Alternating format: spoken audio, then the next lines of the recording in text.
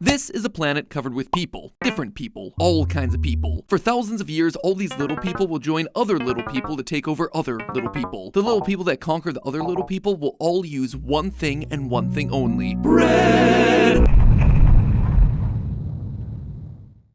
Hello Internet, welcome to Food Theory, the show that's laying down a trail of breadcrumbs that leads directly to world domination. Today's food theory has been on my bucket list, my breadbasket list, for a while now. And no, it might not be the most searchable, no, it might not be the trending thing on TikTok, but it's always been trending in one place, my stomach. I'm talking about bread. This episode is an homage to the humble loaf, from baguette to brioche, soda bread to cornbread, sourdough, ciabatta, challah to chapati, or just those unlimited breadsticks over at Olive Garden. I love them all. And while you might think that it's the pillowy texture I like, the science of baking, or some sort of weird dark lore about the Pillsbury Doughboy, oh no, my friends, my feelings for bread go much deeper. I love bread because bread means one thing: power. There's nothing more powerful in this entire world than the mighty loaf. Who run the world? Bread. You look skeptical. I get it. All you carbophobes out there don't think that you could take over the world using just bread. If you doubt the power of this puffy hot dog holder, that only means one thing, and I'm gonna have to spend the next 18 minutes or so convincing you in the most unhinged way possible that bread is the most powerful substance on the planet. To show you this, I'm gonna have to tell you the entire history of the world in bread. By the time we're done, you'll not only have a new favorite food, but you'll know how to use it to conquer the world. Grab a slice for the road, everyone, because this one is gonna be a trip. Now, if we're talking about bread conquering the world, we're gonna need to get a little handle on the world itself. So for all of you who weren't finalists in the geography bee in high school, congratulations on doing literally anything else. We're just gonna catch you up here. This is the world, and this right here, that's me, showing you how to conquer the whole thing with carbs. Your next step will be to forget everything that you learned in 12 years of history class or whatever. The only thing that you really need to understand about history is bread. Bread, like all of us, starts from humble beginnings here in Mesopotamia, where it's 30,000 years ago and bread isn't bread yet. It's instead just some random seeds of grain. Here we are, little ancient people freshly emerging from the primordial ooze, wandering around killing things with sticks and trying to figure out which leaves we can eat. Someone has the weird idea to eat some wheat seeds growing in the wild. They smash them up a little, mix them with some water, and drop them into the fire until they're crispy. Voila! Bread. It's not much to look at. It is a weird, pulpy little cracker, but we love it. Because, let me tell you, it is better than eating bugs and leaves. The record of ruins from this time shows that bread is first found in ceremonial and sacred places, meaning that we thought it was pretty cool. A special awesome little cookie of carbs, and we love these ugly little wheat slabs so much that we're like, hey, what if we stopped wandering around and just waited for more of these wheat seeds to grow? And so that's exactly what we did. When you learn history, you think people just stopped being nomadic and then started to develop agriculture, but really it was the other way around. We were like, hey, bit of bread addiction happening here. This is the best thing since sliced itself, so we're just gonna sit here until more of it grows. And thus civilization was born because people wanted to eat more toast. From there, the popularity of bread, like any great celebrity, goes from fact to legend. For ancient Mesopotamian civilizations, wheat becomes deeply entwined with mythology. The Sumerians developed Nisaba, the goddess of grain and writing. She's a very big deal. Over time, bread hits the road, carried by the people who are still wandering nomads, all the way over to ancient Egypt, where there are some cool new kids in town calling themselves the pharaohs. Turns out the Egyptians have a little annual event that's pretty helpful for growing wheat. They all live next to this enormous river, the Nile, which was full of crocodiles and baby Moseses, and was also very good at doing one thing every year: having a flood. The yearly flooding of the Nile, which is part of the natural water cycle of the region, ends up leaving behind a massive area full of well-watered crops with no hauling of water necessary. No digging fancy irrigation lines that no one's invented yet to grow these crops, at least until bread comes around. Turns out, people are gonna do a lot of things to get themselves more bread, so they invent elaborate irrigation channels, canals, dams that'll be used all over the world for thousands of years, all inspired by everyone's love of growing more bread. The Egyptians are also conducting wild scientific experiments to find more ways to eat bread, kind of like the Alton Browns of the desert, experimenting with grinding up the wheat and actually mixing it with other stuff. Up to this point, most people were just kind of toasting up wheat seeds and packing them together with some water, then scalding the whole thing in a fire to make a flat, crackery little slab. But the Egyptians, they get wild with it. They make a paste out of ground up wheat and water, which they then leave out in the sun, inventing the entire process of yeast fermentation. Now, other civilizations had done fermentation before. I mean, we've invented beer at this point. We're not monsters. But this is like a whole new frontier for bread. Like the latest TikTok craze, everyone wanted to get their hands on this bread that actually actually rises for exactly the same reasons that we follow trends today. The clout. The upper classes can now lord it over the little peons still eating flatbread made out of yucky barley instead of cool, puffy wheat. Bread is such an essential part of life that it becomes completely linked with the Egyptian gods, and all religious practices involve offerings of bread. The god Osiris, who is not only the Egyptian god of death and rebirth, but also agriculture, has illustrations showing wheat literally growing out of his body to symbolize resurrection. During festivals in ancient Egypt, priests bake something known as the divine bread, which is bread in the shape of Osiris, who himself was also bread. We're just gonna go with it. Isis, the sister of Osiris, is the goddess of wheat and barley, and by proxy beer, and is also known as the divine baker. She's supposedly responsible for teaching mankind how to make bread, really shafting the Sumerians who were doing it 20,000 years earlier. Everyone's plagiarizing these days. But not only is bread making mythology happen, it's making everything happen. Want to build a pyramid using slave labor? Gonna have to feed them. Bread's gonna come in handy for that. Want to raise an army? Just tell them to pack some bread and a spear. They're good to go. Want to trade with the nations around you? Here's something that might not have been seen before. It's bread. Turns out the Egyptians could grow bread well, and a lot of it, to feed a lot of people. Admittedly, not everyone needed the whole yeast rising process. The Israelites, for example, are like, you guys are mean. You keep your stupid bread bubbles, we got better things to do. And so they take their matzah and flee Egypt. But the rest of the world is like, put that bread in my face right now. Egypt is incredibly powerful because they have the power of the bread. And this will become the pattern for every other nation who gets and grows a lot of wheat. Just watch, because next, bread does something amazing. It crosses the sea. Well, I mean, the sailors cross the sea. The bread actually lives rent-free on the boats, just like it does in my mind. And now bread is in Greece. As soon as it hits the shores of Greece, bread is the hot item, which you can see reflected again in a huge number of Greek myths and gods that all revolve around the power of bread. The main one is Demeter, the goddess of the harvest, agriculture, and specifically grains. She gives big girl boss vibes. The Greeks are like, let's eat bread with every meal, which sounds like a dream, but it's gonna mean that they need a lot more bread. So much, in fact, that in 600 BC, they invent the first ever closed oven specifically for making bread. Before, people were just cooking everything over open fire pits, which were much less fuel efficient and left less control over the temperature. Using closed ovens, though, the Greeks could suddenly make oodles of bread with less fuel and more consistency, allowing them to feed even more people than the Egyptians could. Just like the Egyptians and their irrigation systems, the oven is basically just there so the Greeks can get more bread. And you know what? It works. In 168 BC, they develop a baker's guild. And before you know it, the bread they make is on its way to Rome and Persia. As people push to the east to get access to the really crazy stuff, like salt, they spread bread to the areas that we now know as Western Asia. It's here that the new bread-making techniques really take off. Wheat is a key part of the Persian Empire, especially when it comes to flatbread. They spread flatbread throughout the Middle East and Central Asia because it's durable, it's easy to transport, and it's a cinch to make even when you're traveling without any sort of special equipment. All you need is a really flat rock and a fire to heat it up. At this point, the only nations in the Mediterranean powerful enough to rival each other are the Greeks and the Persians. So of course, the two of them go to war. Ever heard of Aeneas, the Battle of Marathon? Xerxes, who invaded Greece in the year 300? All that happens, and sure, you can learn all the names of the heroes and the battles and all that stuff, but what it really comes down to is bread versus bread, and who has more bread. And the answer is the Romans. Rome, in their classic move of stealing everything from the Greeks, quickly adopts bread as the food source for their new empire, and proceed to beat everyone with their awesome new inventions for making more bread. They injected lots of bread references into their own gods, like Ceres as the equivalent of Demeter. And while Rome certainly liked the smaller ovens that Greece had come up with, they're like, yeah, but what if we did it bigger? And so they made the first bakery-sized ovens to outfit commercial and government bakeries to supply bread to the masses. And with that, here comes bread's latest play for world domination, politics. See, the Romans don't win over 2/3 of Europe and that big chunk of Asia and like that massive top section of Africa for nothing. They also don't do it by keeping a massive standing army or holding everyone under martial law. That would be impossible. No, the way they do it is with bread. The Roman Empire knows that everyone's really into the stuff, so to keep populations loyal to them, they set up government-sponsored welfare in the form of Kyora Anonai, or a grain dole that provides grain or bread to hundreds of thousands of Roman citizens. You ever hear about all those great roads that Rome built back in the day? They did it to transport bread, or at least the wheat to make the bread, which they imported from Egypt, Sicily, and other places across the empire, and then distributed to all the poor of Rome. Guess who's not gonna rebel against you? People getting shipments of food from you. Remember, bread is the most efficient, portable, and tasty form of nutrition the world has ever seen. All the cool kids have it, which means that everyone else wants to be a part of the in crowd and get in on those hot bread trade routes. The populations who receive bread from the empire grow from about 40,000 to about 200,000. And guess what? They stay loyal. Rome's play to win over the world with bread is best known by the phrase panem et circenses, bread and circuses, a phrase still used to this very day because there are two things in the world that you need to keep the lowly masses placated. You give them bread and you keep them them entertained. Why? Because bread wins, and when the bread runs out, so does your empire. Back in old Rome, the systems for doling out bread to the masses become incredibly popular, as you would expect. But in the later years of the Roman Empire, their strategy starts to backfire because people simply stop working and instead wait for the emperor to just give them their bread. There's a massive decline in productivity, Roman innovation, and of course, no one wants to join the army when you can just sit at home and get free stuff all the time. So Rome's footprint begins to shrink when the bread bureaucracy gets bigger than its army. When the edges of the empire start shrinking because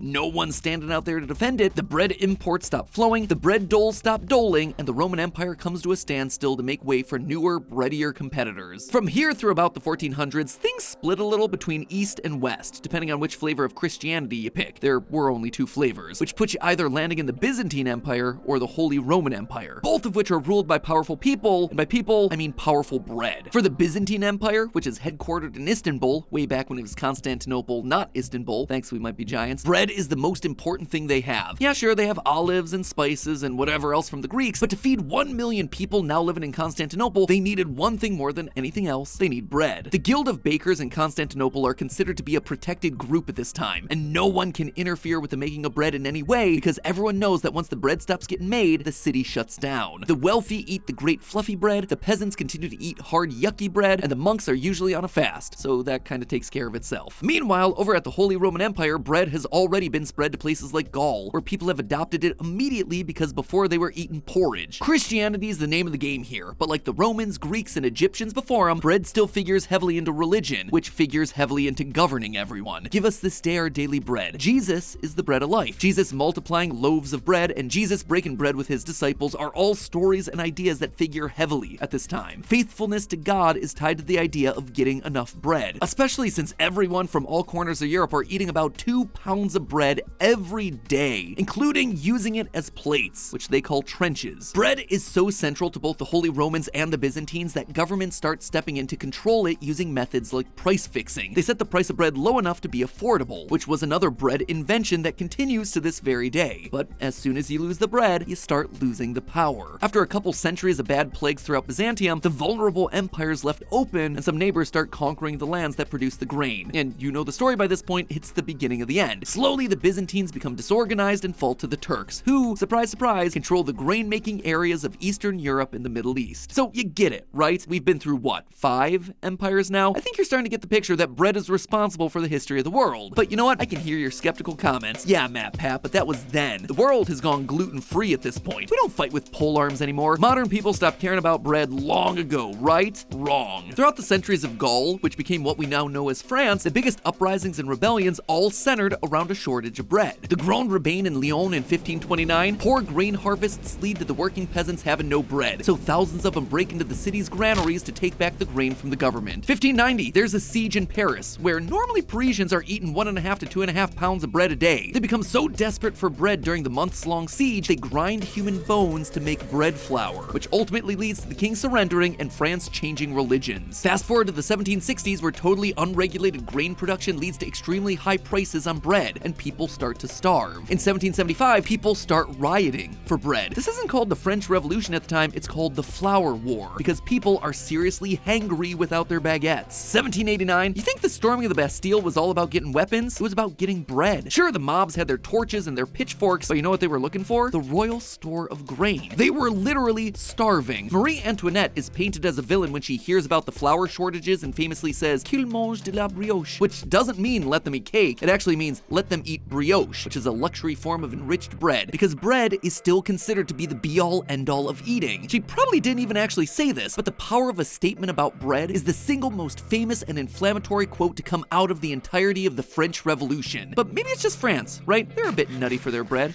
No, not by a long shot. Time to check in on another famous empire, the British. Sorry, Tom, she's included here as well. The British Empire, famous for taxing early American colonists on tea, are actually plagued with another big problem in the years leading up to the American Revolution: bread shortages. While not as famous as the Boston Tea Party, in 1775, thousands of poor American colonists protest from Philadelphia to Salem about the shortages of grain and the incredibly high bread prices, most of which are controlled by the British government. In an article by Barbara Clark Smith, she writes, quote, "Thousands were reported clamoring for bread, and crowds escorted a merchant, a butcher, and a speculator accused of raising prices to the city jail. As had happened in Boston 2 years earlier, crowds assumed the power to identify and punish enemies enemies to the patriot cause. Once again, the enemy of the bread is the enemy of the people. And wouldn't you know it, one little revolution later and things really start taking off for that new country of America. And why is that? Because wheat is produced in almost every state in the entire country. Heck, we have a specific region called the Wheat Belt. We're always singing about our amber waves of grain. I think it's an accident that the US became a global superpower over the last few hundred years. It shouldn't be when you look at how much bread we have. Today we export almost 50 million tons of wheat every year. Let's just say that policies around producing wheat can get pretty heated, so I'm not going to be going into all that, but to give you an indication, the US government has paid out over $48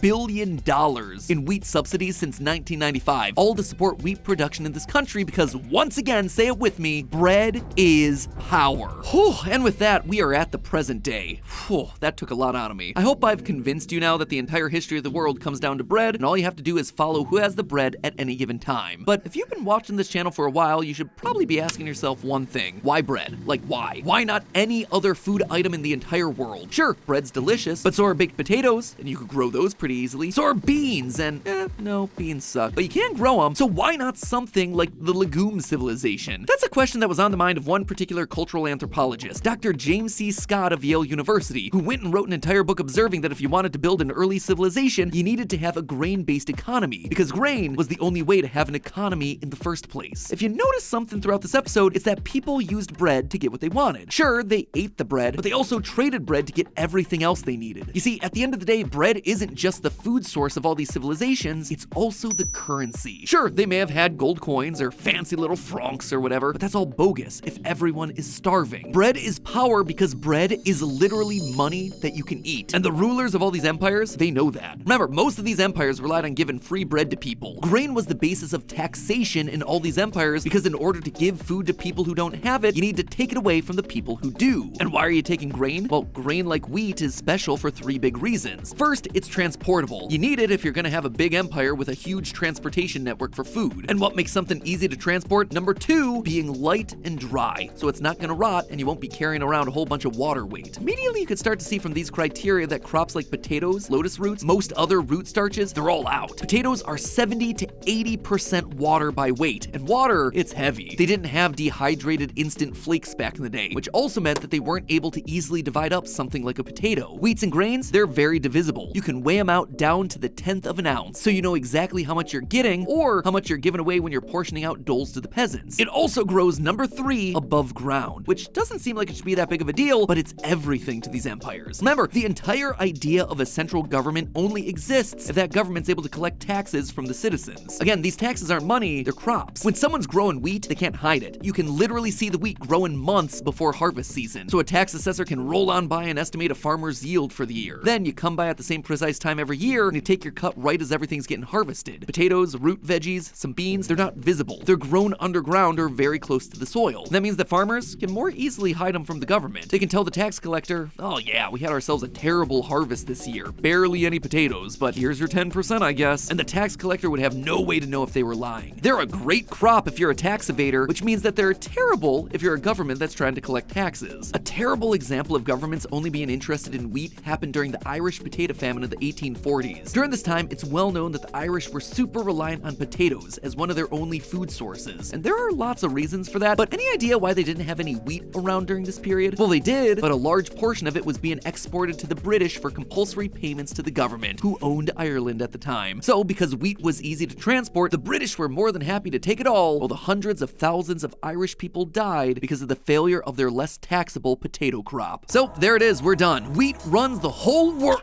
What? I didn't talk about the whole world?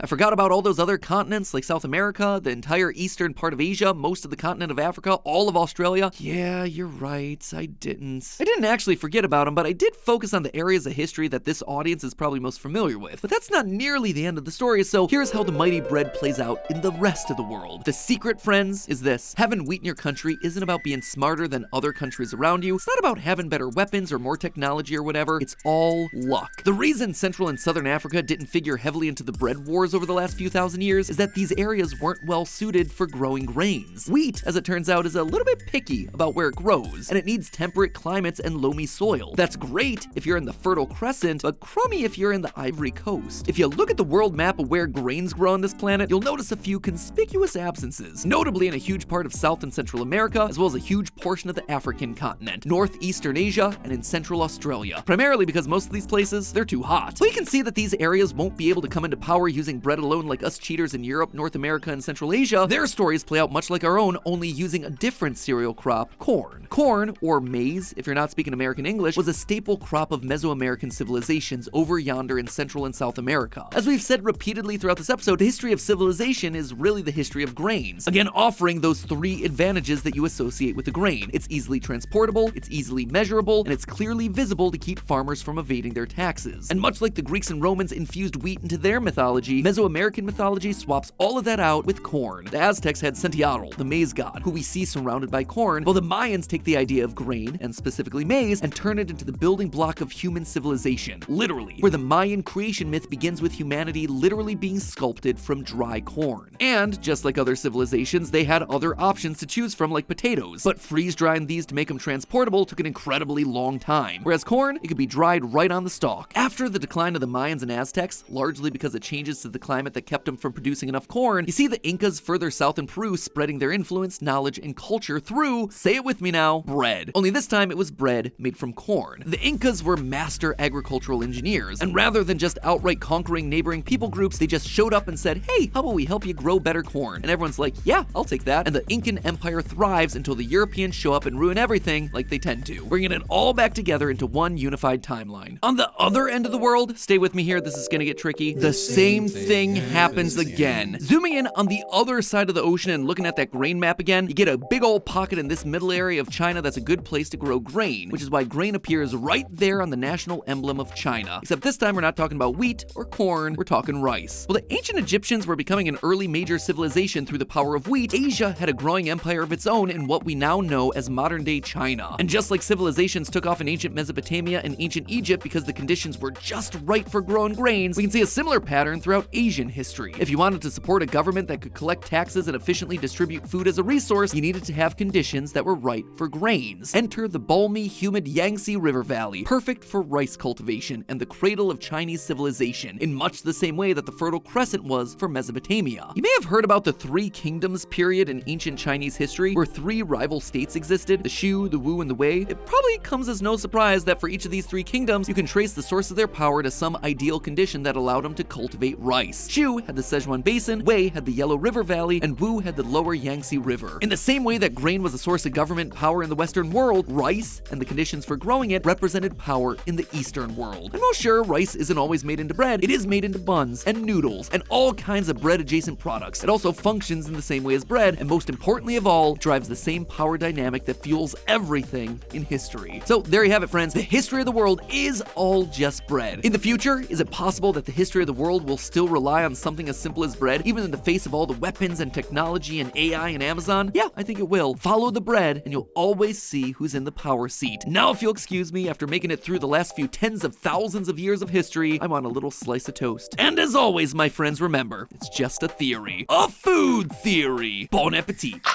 And hey, if you're interested in more food history, check out how coffee single-handedly caused human enlightenment. No joke, the science that we have available to us today is solely thanks to the humble coffee bean. That video is on screen right now, so make sure you click it. And as always, my friends, I'll see you next week.